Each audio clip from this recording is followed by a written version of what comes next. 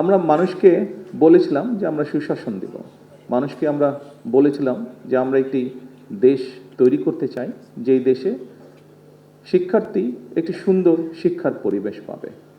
আমরা মানুষকে বলেছিলাম আমরা একটি দেশ তৈরি করতে চাই যেখানে নারী পুরুষ শিশু সকলে নিরাপদে রাস্তায় চলতে পারবে।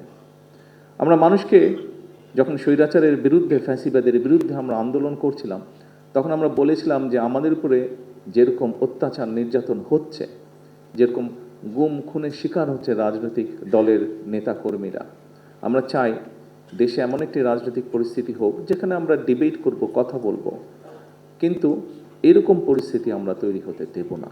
এরকম অনেকগুলো আমরা কথা বলেছিলাম।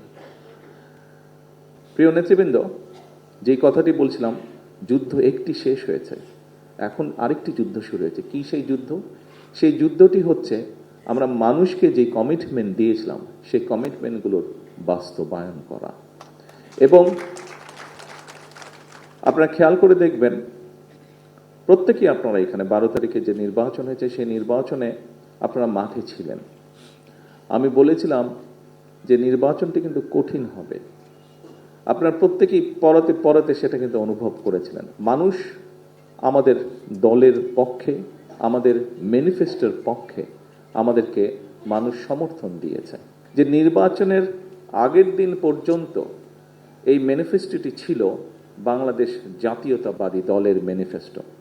নির্বাচন হয়ে যাওয়ার পরে এবং ফলাফল বের হবার পরে, আমরা বিশেষ করে সরকার গঠন করার পরে এই ম্যানিফেস্টোটি আমাদের সরকারের তথা বাংলাদেশের জনগণের ম্যানিফেস্টোতে পরিণত হয়েছে। কারণ 52% মানুষ যারা ভোট দিয়েছে, 52% মানুষ এই ম্যানিফেস্টোর পক্ষে রায় দিয়েছে। কাজেই প্রিয় নেতৃবৃন্দ, আমাদেরকে এখন এই ম্যানিফেস্টোতে আমরা যা যা বলেছি আমাদের সর্বোচ্চ দিয়ে সরকারকে চেষ্টা করতে হবে এই ম্যানিফেস্টোর বাস্তবায়ন করার জন্য। কিন্তু সরকারটি গঠন হয়েছে, আমরা কি বলি, বিএনপি সরকার বলি, কিন্তু তাই নয় কি? আমরা বলি বর্তমান সরকার বিএনপি সরকার, অর্থাৎ সরকার ঠিকই আছে কিন্তু বিএনপি সরকার। সেজন্য বিএনপি যদি সহযোগিতা না করে অনেক ক্ষেত্রেই সরকার সফল হতে পারবে না। এবং বিএনপির সফলতা তখনই নির্ভর করছে যখন আপনারা এখানে উপস্থিত প্রত্যেকটি মানুষ এবং আপনারা যাদেরকে নেতৃত্ব দিচ্ছেন তাদেরকে সাথে নিয়ে সরকারের পেছনে এসে না দাঁড়ান। তা এর বাইরেই হলে আমরা সরকারকে কাঙ্ক্ষিত লক্ষ্যে নিয়ে যেতে পারবো না। সেজন্যই উপস্থিত সকল নেতৃবৃন্দ, আপনাদের সহযোগিতা প্রয়োজন।